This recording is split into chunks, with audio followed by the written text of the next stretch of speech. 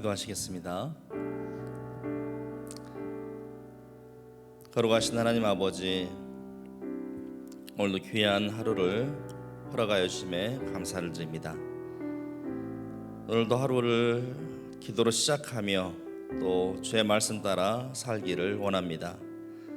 우리의 마음을 열고 주의 말씀에 정말 청종하게 하여 주옵시고, 또 그 말씀 의지함으로 말미암아 늘 하나님의 나라를 구하며 하나님 나라의 백성으로서의 합당한 삶으로 나아가는 우리 모두가 되게 하여 주시옵소서. 주의 말씀 듣고 또 기도하는 가운데 성령으로 충만케 하여 주옵시고, 4010 프로젝트를 통하여서 우리가 하나님 나라를 더욱더 소망하며 또 알아가며 꿈꾸며 하나님 나라의 백성의 삶을 살아가는 우리 모두가 다 되게 하여 주시옵소서. 감사드리며 예수님의 이름으로 기도하옵나이다. 아멘. 믿음으로 서리라. 우리 고백하며 함께 나아가겠습니다.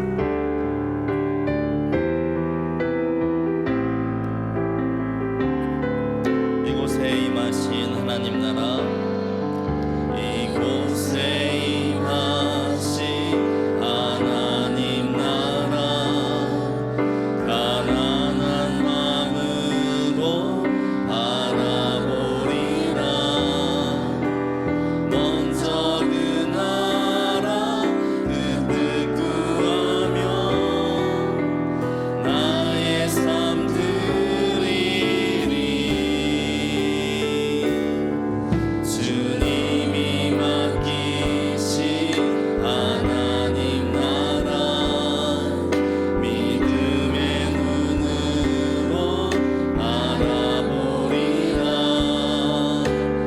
하늘의 뜻이 이 땅 가운데 완성될 그날까지 믿음 다하여 그 위에 서리라.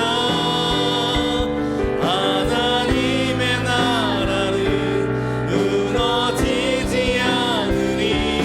믿음 다하여 그 나라 세워가리라. 주님 곧 오실 때까지. 이곳에 임하신 하나님 나라, 가난한 마음으로 바라보리라. 먼저 그 나라 그 뜻 구하며 나의 삶 드리리. 주님이 맡기신 하나님 나라, 믿음의 눈으로 바라보리라. 하늘의 뜻이 이 땅 가운데 완성될 그날 믿음 다하여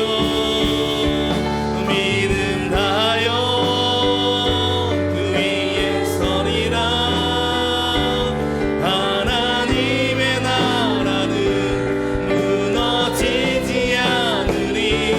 믿음 다하여 그 나라 세워가리라. 주님 곧 오실 때 믿음 다하여 그 위에 서리라. 하나님의 나라는 무너지지 않으리. 믿음 다하여 그 나라 세워가리라. 주님 곧 오실 때까지. 세상 모든 민족이 구원을 얻을 때까지 쉬지 않으시는 하나님, 주의 심장 가지고 우리 이제 일어나 주 따르게 하소서. 세상 모든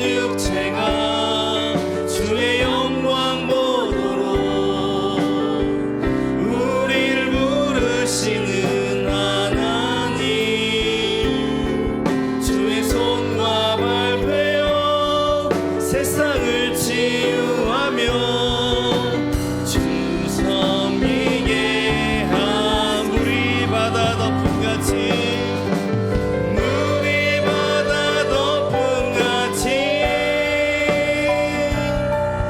여호와의 영광을 인정하는 것이 온 세상 가득하리라. 물이 바다 덮음같이 물이 바다 덮음같이 물이 바다 덮음. 세상 모든 민족이 세상 모든 민족이 구원을 얻기까지 쉬지 않으시는 하나님. 주의 심장 가지고 우리 이제 일어나 주 따르게 한 세상 모든 육체가 세상 모든 육체가 주의 영광 보고 우릴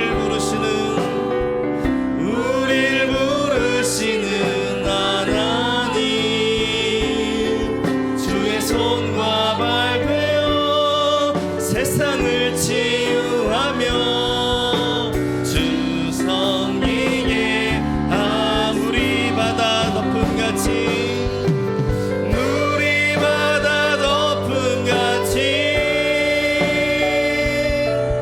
여호와의 영광을 인정하는 것이 온 세상 가득하리라. 물이 바다 덮음같이 물이 바다 덮음같이 물이 바다 덮음. 보리라 그날에 보리라 그날에 주의 영광 가득한 세상. 우리는 듣게 되리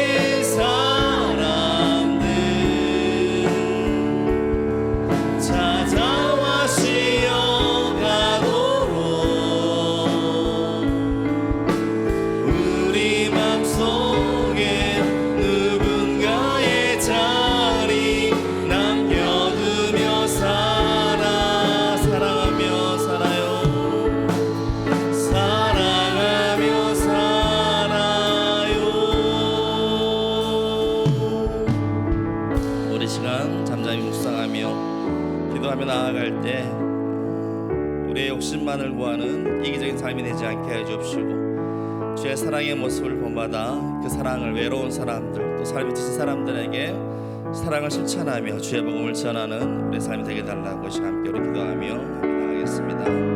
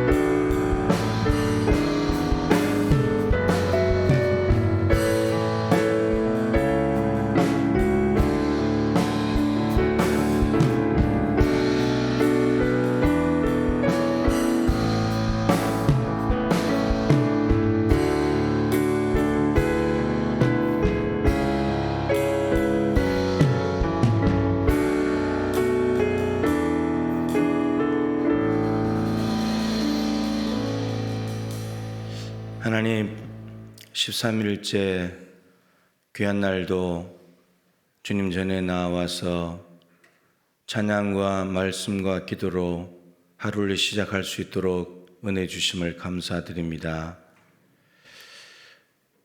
오늘도 성령께서 친히 이곳에 함께 하셔서 우리에게 맑은 정신을 허락하시고 귀와 마음을 열어 말씀이 들려지게 하여 주옵시고 하나님 나라의 비밀과 보화를 캐낼 수 있도록 도와주시옵소서.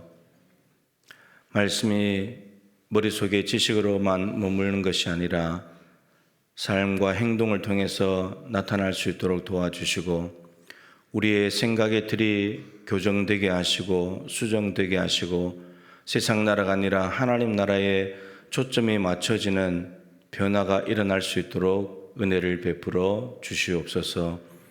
오늘도 이 새벽에 고단한 몸을 이끌고 나온 성도들을 격려하여 주옵시고 하늘을 열어 하나님 나라를 바라보게 하여 주옵시고 하나님께서 품어주시고 안아주시고 어루만져 주시는 사랑의 손길을 느끼는 귀한 새벽이 되게 하시고 오늘도 하나님의 주신 하루를 하나님의 영광을 위해 살아갈 수 있는 용기와 믿음으로 가득 채워 주시옵소서. 성령께서 함께하여 주시기를 간절히 원하올 때에 예수님의 귀하신 이름으로 간절히 기도드립니다. 아멘. 네, 오늘 13일째 4월 12일 금요일입니다. 누가복음 10장 30절부터 37절까지 말씀입니다.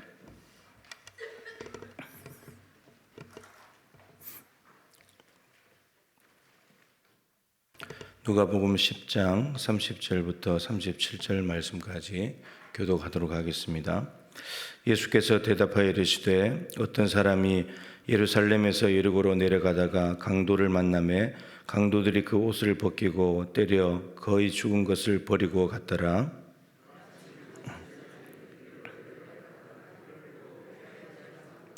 또 이와 같이 한 레위인도 그곳에 이르러 그를 보고 피하여 지나가되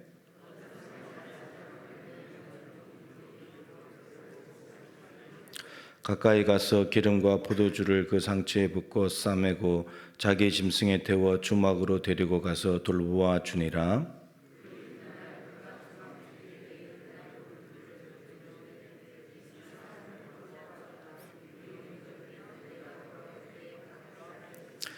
내 생각에는 이 세 사람 중에 누가 강도 만난 자의 이웃이 되겠느냐? 예수께서 이르시되 가서 너도 이와 같이 하라 하시니라. 아멘. 네.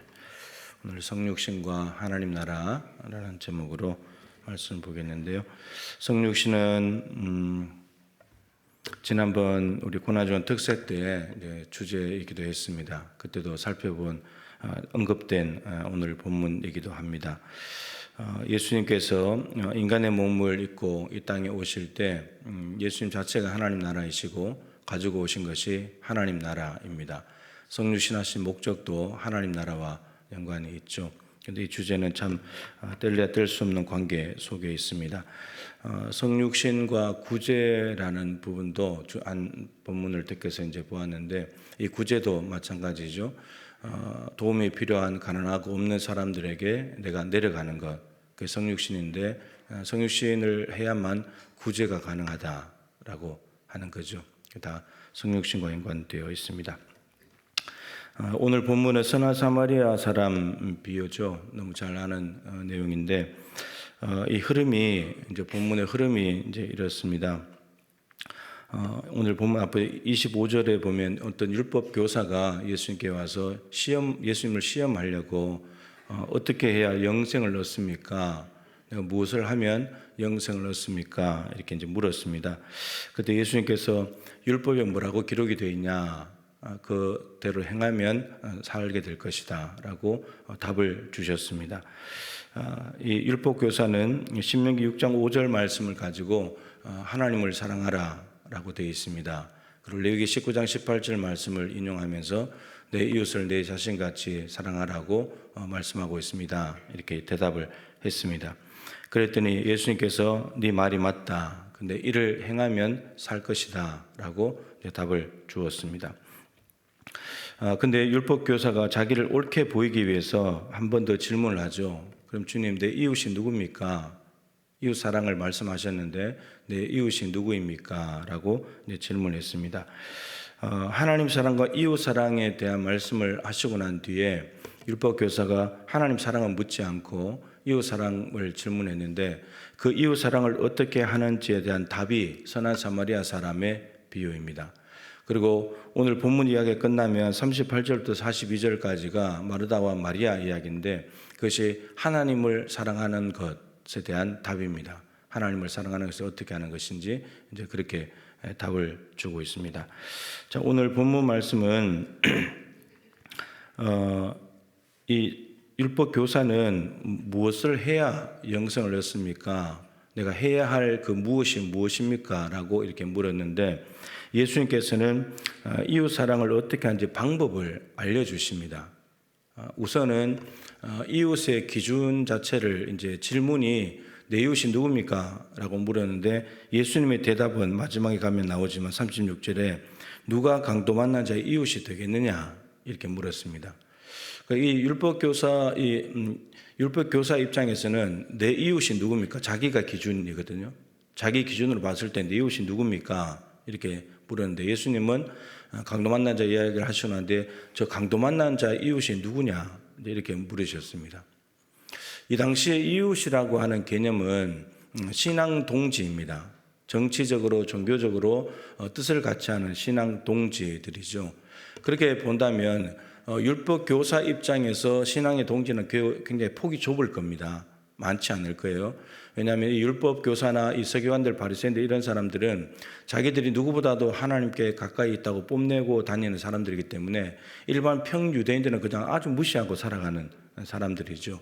굉장히 좁은 범위의 이웃의 개념을 가지고 있는 사람들인데, 예수님께서 강도 만난 자의 이웃이 누구냐 이렇게 물어버리면 이게 이제 범위가 확 넓어질 수 있는 거거든요.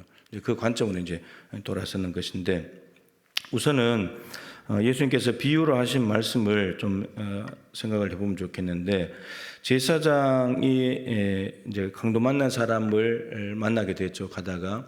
근데 예루살렘에서 여리고로 내려가는 길은 이스라엘 지도에 예루살렘에서 동쪽으로 수평으로 딱 그어서 조금만 위에 가면 여리고입니다. 거리가 한 25km 정도 되는데, 예루살렘에서 여리고로 이제 사실은 서쪽에서 이제 옆으로 가서 올라가면 이게 위로 올라가는 거잖아요. 근데 예루살렘이 한 900고지 정도 있기 때문에 모든 곳에 갈 때는 내려간다고 표현을 합니다. 남쪽으로 가도 내려가고, 동쪽으로 가도 내려가고, 서쪽으로 가도 내려가고, 북쪽으로 가도 올라간다고 말하지 않고 내려간다고 표현합니다. 이 지대가 높기 때문에 그렇습니다.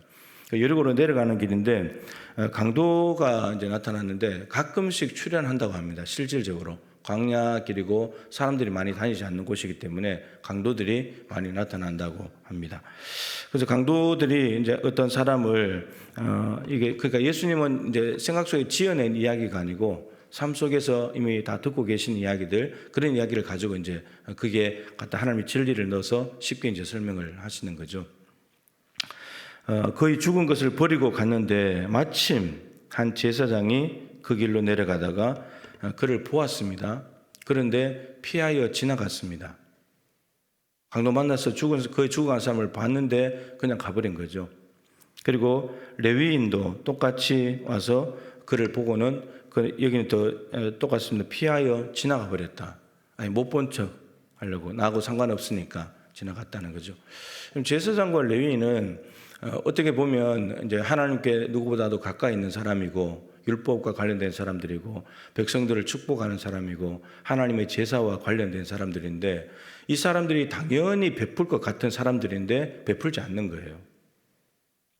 근데 이거 예전에 말씀드렸지만 이 보고 피하여 지나갔다는 여기서 있는 헬라어 단어가 이게 일회성이 아니고요, 누적된 행동이에요. 그러니까 지금 한 번 처음 만났는데 지나간 것이 아니고 그동안 제사장과 레위인은 이 길을 다니면서 수도 없이 강도 만난 사람을 만났는데 그때마다 그냥 지나갔다는 말이에요. 이 누적된 행동입니다. 그러니까 한 번 돕지 않는 사람은 계속 안 돕게 돼 있어요. 그냥 가는 겁니다. 나와 상관없다고 생각하니까. 그 제사장과 레위인 입장에서 자기들의 이웃의 범위에 이 강도 만난 사람은 없는 거예요. 자기 중심으로 생각해 버리니까 없는 거예요. 이웃이 아닌 거죠. 뭐 그냥 피하여 지나갈 사람, 나랑 아무 상관없는 사람, 그 사람이 알아서 해야지, 이런 사람이죠. 그런데 사마리아 사람은 이제 제사장과 레위인과 비교를 해본다면 이들은 사마리아 사람을 개돼지 취급하는 사람들이잖아요. 제사장과 레위인은 유대인들일 테니까 이 사마리아 사람들 같은 한 뿌리에서 나왔지만 아수르에 의해서 북이스라엘이 멸망당할 때 아수르 정책이 피를 섞어버리는 거였기 때문에 순수한 유대인의 혈통이 아니라는 겁니다. 남유다 백성들은 바벨론에 포로로 갔다가 그냥 돌아왔기 때문에 피가 혼합이 안 됐거든요.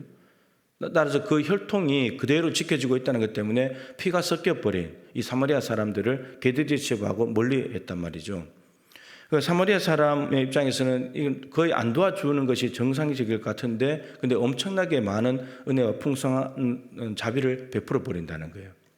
이 내용은 뭐 잘 아시겠지만 사마리아 사람은 여행하는 중이었습니다. 여행하는 중. 그러면 여행 스케줄이 있을 거 아닙니까? 오늘은 어디까지 가고 다음 날은 어디 가고 뭘 보고 다 이게 스케줄이 있을 텐데, 그런데 이 강도 만난 사람을 보자마자 스케줄이 다 조정돼 버립니다. 그냥 자동적으로 앉아서 계산 주판 두들기고 해서가지고 내가 이 사람이 이렇게 하면 내가 일정을 어떻게 조절해야 될까 이런 거 없이 그냥 그 사람에게 맞춰 버립니다. 그리고 불쌍히 여겨서, 이게 가장 중요한 거죠. 그리고 제사장과 레위인은 불쌍히 여기는 마음도 없어요. 그냥 보고 피하여 지나갔으니까. 이 사마리아 사람은 불쌍히 여기는 마음이 있습니다. 이게 이제 주님의 마음인 거죠. 신적 자비의 마음이 있는 겁니다. 가까이 다가갑니다. 그러니까 피하여 지나간 두 사람이 아니라 다가갑니다. 가까이 다가가서 기름과 포도주를 그 상처에 붓습니다. 기름과 포도주는 이제 병든 사람에게 바르는 거죠. 응급처치용이거든요. 근데 이제 이 사람도 보면 이게 마치 상비약처럼 몸이 지니고 다니는 것처럼 보입니다. 조금도 주저하지 않고 어떻게 될지 난감해하지도 않고 당황하지도 않고 그냥 바로 가까이 가자마자 포도주를 꺼내서 부어버리니까, 이 사람은 이 길을 자주 왔다 갔다 하면서 여행하면서 이런 사람들을 많이 만났을 가능성이 높습니다. 그렇기 때문에 가지고 다니는 거죠. 가지고 다니면서 내가 또 이 사람 만나면 내가 또 도와줘야지, 이런 사람인 거예요. 그래서 그 상처에 붓고 싸매고, 그러니까 막 얻어 터지고 했으니까, 그러니까 싸맨다는 말은 뭔가 이 재료가 있다는 말이잖아요, 자기한테. 그러니까 이 사람은 뭔가 미리 다 챙겨서 다니는 사람이에요. 언제든지 준비되어 있는 사람이죠. 자기 짐승에 태우면 자기는 걸어가야 되잖아요. 짐승에 태우면 자기는 걸어가야 되잖아요. 그리고 주막으로 데리고 와서, 이게 여관인데 여관으로 데려가서 돌보아 줍니다. 그냥 여관 주인에게 맡기고 가도 되잖아요. 자기 여행 스케줄이 있으니까. 요즘 같으면 뭐 비행기 시간 때문에 뭐 시간 때문에 다 안 돼요. 그냥 알아서 하라고 그냥 가버렸을 거예요. 그죠? 근데 이제 짐승을 타고 다니니까 뭐 이제 조절할 수 있으니까 뭐 시간에 매이지 않으니까요. 주막으로 데려가서 돌보아 줍니다. 근데 돌보아 주는데 어떻게 돌보아 주냐면 35절에 이튿날이라고 되어 있잖아요. 그럼 무슨 말이죠? 데려가서 돌보아 주는데 그 이튿날 주인에게 데나리온 둘을 줬다. 그럼 밤새 간호를 한 거예요. 그냥 맡기고 가버린 것이 아니고 그 환자 앞 다친 사람에게 같이 밤을 지새우면서 그걸 돌봐 주는 거예요. 그 하루 이제 여행 중에서 하루가 이제 완전히 바뀌어져 버린 거죠. 이렇게 이제 하는 거죠.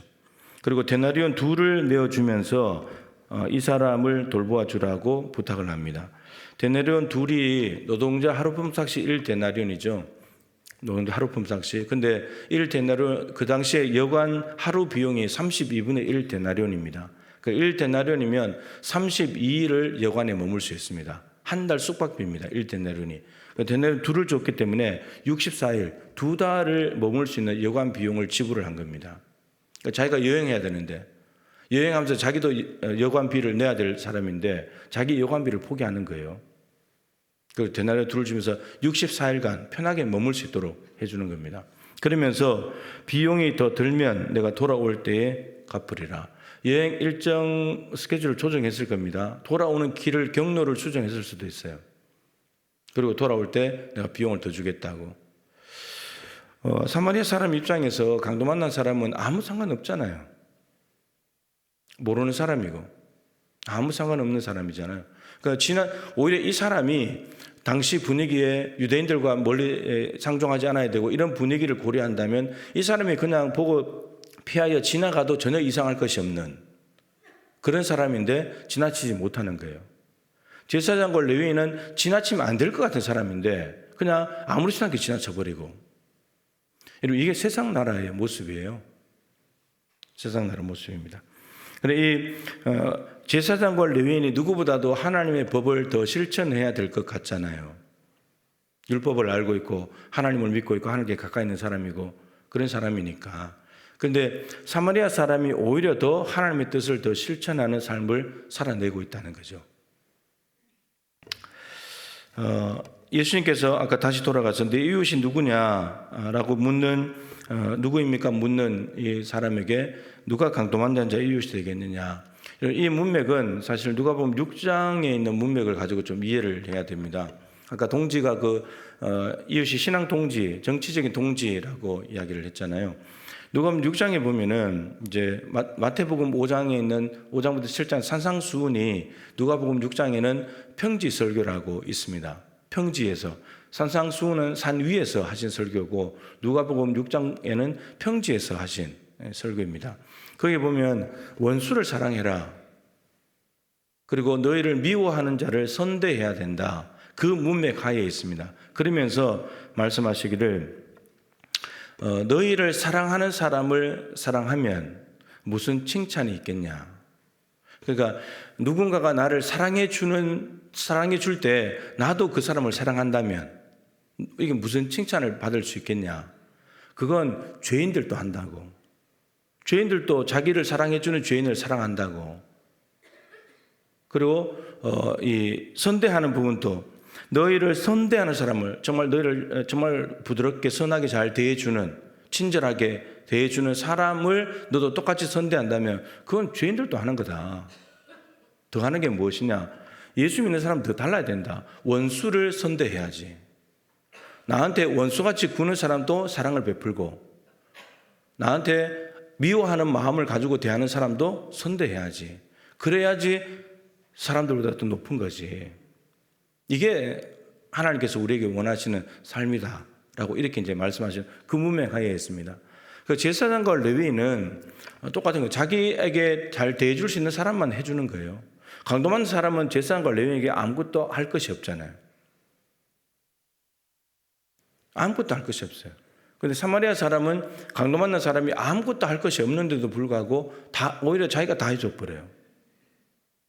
자기의 시간을 드리고 몸을 드리고 돈을 드리고 자기 일정을 드리고 다 퍼줘 버려요. 그 문맥 하에서 이해를 한다고 한다면, 그러니까 다르게 말하면 받으면 주는 것, 너희를 사랑하는 자를 사랑하는 것, 선대하는 자를 선대하는 것. 네가 먼저 사랑과 선대를 받으면 너도 사랑하고 선대하는 것. 먼저 받으면 주는 것. 상대방이 나에게 먼저 주면 내가 주겠다. 그건 아니지 않냐. 근데 우리가 먼저 줘야지. 대접을 받고자 하는 대로 먼저 대접해라. 너 나한테 대접하면 내가 할게. 그건 세상 사람들의 방식이고, 하나님 나라 사람들의 방식은 먼저 주는 거. 먼저 줘야, 그래야 받지. 그리고 나한테 정말 주지 않는 사람에게도 주는 거, 원수에게도 주는 거. 그게 하나님 나라 백성의 삶이지. 예수님께서 이렇게 말씀을 하시는 거죠. 자, 오늘 본문으로 다시 돌아오면 이겁니다. 내 이웃을 내 자신같이 사랑해라. 이런 질문이죠. 만일에 너 자신이 강도 만난 사람이라면 너는 너를 어떻게 사랑하겠느냐? 네 자신을, 네 이웃을 네 자신과 같이 사랑해라. 네가 만약에 강도 만난 사람이라면 너는 너를 어떻게 사랑하겠느냐? 이 말입니다. 우리 자신까지 뭐 하지 않더라도 우리 가족이 만약에 강도를 만나서 저렇게 했다. 피하에 지나갈 수 없죠. 모른 척 할 수 없죠. 당장 들첩고 병원에 쫓아가겠죠. 그런데 그것이 너 자신이라면 어떻게 돌봐주겠냐? 제사장과 레위인처럼 내가 아픈 건데 빨리 병원 쫓아가야 사는데 그냥 무시하고 지나갈 수 있냐? 그 사랑의 기준이, 이웃 사랑의 기준이 네 자신을 사랑하는 것처럼 네 이웃을 사랑해야 된다. 이건 조금 약점이 있긴 해요. 왜냐하면 자기 자신을 사랑하지 않는 사람들이 있거든요. 자기 자신에게. 그러면 이웃에게도 그럼 나 사랑 안 베풀어도 되겠네 이렇게 이제 가는 겁니다. 그래서 이 기준이 구약 성경의 기준이 신약에서 인용이 되기도 하지만 예수님께서 마지막 세 계명을 말씀하실 때는 기준이 달라지죠. 내가 너희를 사랑한 것 같이 너희들도 이웃을 사랑해라. 기준이 달라져요. 그래서 예수님이 우리를 사랑하신 것은 생명을 내어주는 사랑이잖아요. 십자가의 사랑이고 그 사랑을 받은 대로 너희들도 그렇게 해라. 그거 다 내어주라는 말이거든요. 그렇게 살라는 말이에요. 여러분, 이웃이라고 하는 것은 거리, 관계의 문제가 아니에요. 나에게서 가장 가까이 근처에 살고 있는 사람들이 이웃의 개념이 아닌 거죠. 오늘 말씀을 가진다면 강도 만난 자의 이웃이 누가 강도 만난 자의 이웃이 되겠냐 이렇게 말씀하셨잖아요. 사실 이제 거리나 관계로 따지면 신앙 동지의 개념으로 따지면 이웃들은 그렇게 많지 않아요. 그런데 상대방 중심으로 가버리게 되면은 이웃은 너무너무 많아집니다. 우리가 특별히 예수 믿는다면 자비가 필요한 사람들이 다 이웃이니까요. 어마어마하게 많은 거죠. 국경을 넘어서 저 지구 반대편에 있는 사람도 이웃이 될 수 있는 거죠. 어마어마하게 많아지게 되는 겁니다. 그러니까 자기 중심적인 그런 개념을 가지고 이웃을 생각하게 되면 굉장히 폭이 좁아집니다. 그런데 예수님께서 그 이해의 폭을 넓혀놓는 거예요. 누가 강도 만난 자의 이웃이 되겠냐 이렇게 물으시는 거죠. 나의 중심으로 선을 긋는 것이 아니라 이웃은 내 중심으로 여기까지 내 이웃이야 선을 긋는 것이 아니고 이웃은 되어주는 거예요. 그 사람에게 이웃이 되어주는 거예요. 특별히 오늘 말씀에 있는 것처럼 자비가 필요한 사람에게, 도움이 필요한 사람에게 그 필요를 채워주는 거예요. 그러려면 내려갈 수밖에 없죠. 그 사람에게로 내려가야 돼요. 그 사람 입장으로. 그래서 예수님께서 십자가에서 다 고난을 당하시고 시험을 받아보신 분이기 때문에 우리의 연약함을 동정하시는 분, 이해하시고 공감하시고 도와줄 수 있는 분이라고 하는 거죠. 예수님의 성육신 때문에 여러분 사탄이라는 강도를 만난 우리가 구원받은 거 아닙니까? 근데 지금 우리가 기도하고 있는 불신자들도 사탄이라는 강도를 만나서 지금 막 여기저기 찢기고 맞아서 얻어터지고 있는 거거든요. 그럼 저 사람들이 우리 입장에서 볼 때는 이웃이 아닐 수 있어요. 같은 순천에 살아도 이웃이 아닐 수 있는 거예요. 근데 그 사람들의 입장, 그 중심으로 가서 이웃을 따지면 우리는 그 사람들 이웃인 거예요. 사탄이라는 강도를 만나가지고 지금 엄청나게 고난 당하고 있으니까. 우리가 사마리아 사람처럼 가야 되는 거예요. 그래서 싸매주고 치료해주고 격려해주고 기도해주고 축복해주고 해야 된다는 거죠. 김정은이라는 강도를 만난 북한 주민의 이웃은 누구일까요? 우리 기준으로 본다면 우리 사실 북한은 이웃일 수 있죠. 같은 민족이니까. 근데 우리가 이제 요즘 젊은이들은 더 그렇지만 북한에 별로 관심이 없어요. 통일을 위해서 기도하지만 정말 통일되기를 원하지는 않는 것 같아요. 복잡해지니까, 힘들어지니까요. 근데 저 3대 세습을 하면서까지 북한 주민들에게 강도짓을 하고 있는데 저 강도에게 얻어맞고 터지고 대를 이어서 고난당하고 있는 저 북한 주민의 이웃은 누구일까요? 이 땅에 내려와 있는 탈북자들이 한 3만 5천 명이 되는데 저 탈북민들의 이웃은 누구일까요? 그리고 남한, 우리 대한민국의 이웃이 돼야 되고 탈북자들의 이웃은 교회가 되어야 합니다. 교회가 되어주지 않으면 통일은 이제 탈북자들을 이 땅에 내려온 탈북자들과 하나 되지 못하면 통일되지 못하면 북한 통일 어렵습니다. 3만 5천 명도 감당이 안 되는데 저 위에는 2,500만 어떻게 감당이 됩니까? 그건 불가능한 일이거든요.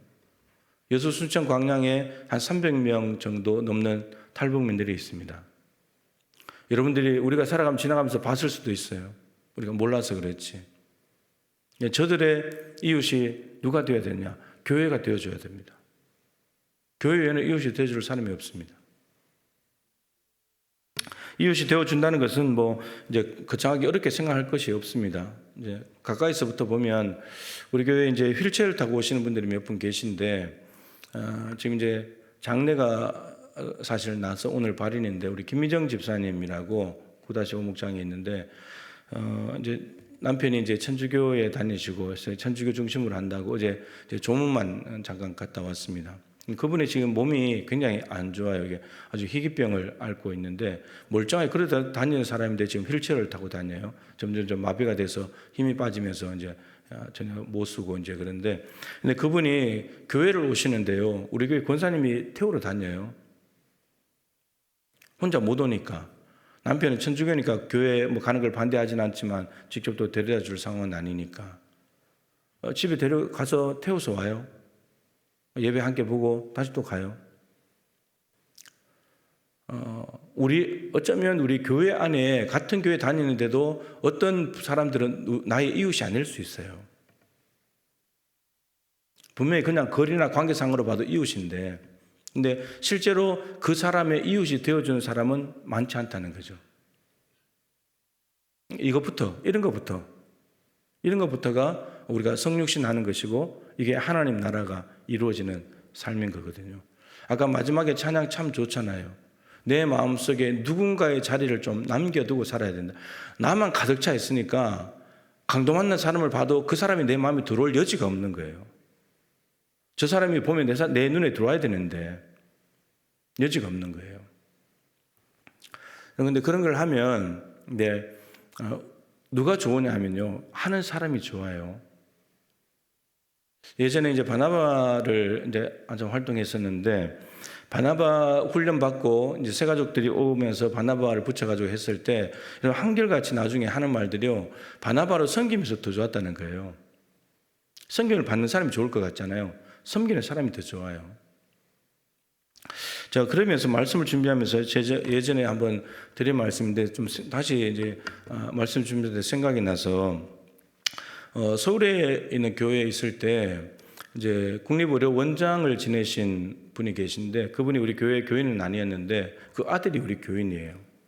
신용보장재단에 다니시는 분인데 그 이제 원장을 지내신 분이 이제 돌아가셨는데 장례를 하는데 뭐 원장 지냈으니까 어마어마할 거 아닙니까? 자녀들도 뭐 엄청나게 잘 됐으니까 제가 담당 속한 교구라서 장례식을 열심히 이제 섬겼죠. 그 장례가 끝났는데 봉투를 하나 주시는 거예요. 봉투를 주는데 이 금액이 너무 큰 거예요. 100만 원을 주시더라고요. 이게 장례를 했다고. 근데 받고 보니까 이걸 도저히 나를 위해 쓸 수가 없는 거예요. 나는 뭐 당연히 해야 될 일 한 건데 이렇게 큰 금액, 이제 그분의 어떤 가정이나 경제 상황을 보면 그렇게 해도 별 문제가 없는 집이에요. 예. 그런데 이걸 나를 위해서 못 쓰겠기에 기도하던 중에 이제 그때 교회 청년이 등록금이 좀 부족하다 해서 거기 주고 그때 작은 처제가 수술할 때인데 수술한다고 주고 뭐 다 썼어요. 근데 빈 봉투를 들었는데 여러분 100만 원이 된 봉투하고 빈 봉투하고 어느 게 더 좋아요? 어느 게 더 좋을 것 같아요? 100만 원이 든 게 좋을 것 같잖아요. 근데 그거 다 주고 났는데 빈 봉투 들었는데요. 너무 기분이 좋은 거예요. 너무 행복한 거예요. 100만 원 받았을 때보다도 빈 봉투가 더 좋은 거예요. 그래서 다시 생각을 해봤는데, 이게 그래서 주는 자가 복이 있다고 하는 거구나. 여러분, 주게 되면 어떻게 되냐면, 주는 사람의 마음속에 하나님 나라가 먼저 이루어져요. 그 다음 받는 사람이에요. 사마리아 사람의 마음속에 하나님 나라가 기름과 포도주를 부으면서 자기 짐승자리를 양보하면서 가서 밤새 간호하면서 하나님 나라가 이루어졌어요. 그런데 그렇게 해주는 순간 강도 만난 자도 하나님 나라를 경험하게 돼요. 이게 성육신과 하나님 나라예요. 그냥 하나 예로 말씀드리는 거예요. 오늘 우리가 살아가는 삶의 자리 옆에도 이런 강도 만난 사람들이 있지 않겠습니까? 얻어 터지고 세상에 억울한 일을 당하고 힘든 일을 겪어서 혼자 도저히 일어날 수 없는, 누군가가 가서 도와주면 일어설 수 있는데, 그럴 때 우리가 정말 주님이 주시는 감동으로 얼른 달려가서 도와줄 수 있다면, 이건 뭐 이제 주님이 주셔야 좀 가능한 일이긴 하죠. TV에 여러분 아프리카나 뭐 이런 사람들, 가난하게 사는 사람들 보면, 이렇게 보면 참 불쌍하다, 여기까지는 갈 수 있어요. 근데 실제로 도와주냐? 거의 안 도와줍니다. 거기까지 가지 못하는 거예요.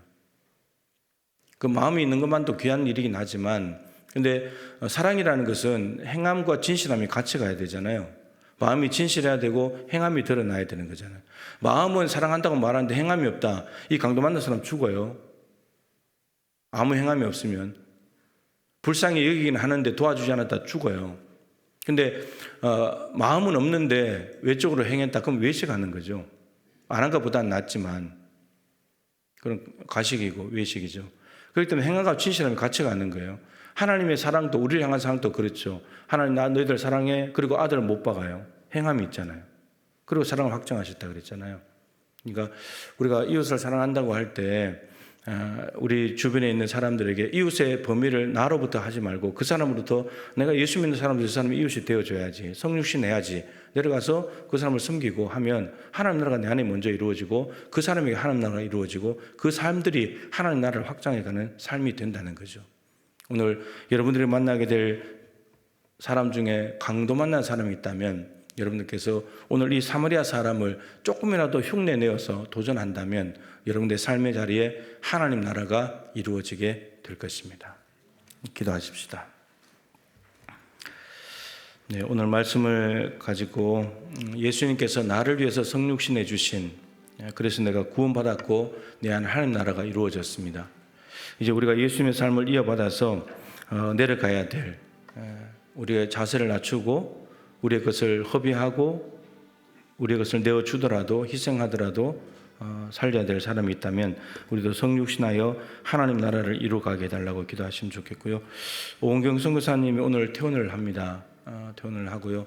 한 달 있다가 다시 검사를 해야 되기 때문에 한 달 뒤에 검사하고 돌아갈 것 같습니다. 김대철 선교사님은 다음 주 월요일 날 인천에 가서 검사하고 수술을 하게 됩니다. 그 두 눈 다 해야 될 것 같은데 한 2주 이상 걸릴 것 같습니다. 위해서 기도해 주시기를 부탁을 드립니다. 내일은 자녀 안수 기도가 있겠습니다. 토요일 날 기억하시면 좋겠고, 오늘부터 2차 컨설팅 시작이 됩니다. 위해서 기도해 주시길 바라고요. 우리가 품고 있는 이 강도 만난 태신자들, 사탄이라는 강도를 만나서 신음 중에 내 태신자들이 주께 돌아오게 해달라고 기도하시면 좋겠습니다. 우리 주님의 이름을 3번 간절히 부르고 기도하도록 하겠습니다. 주여!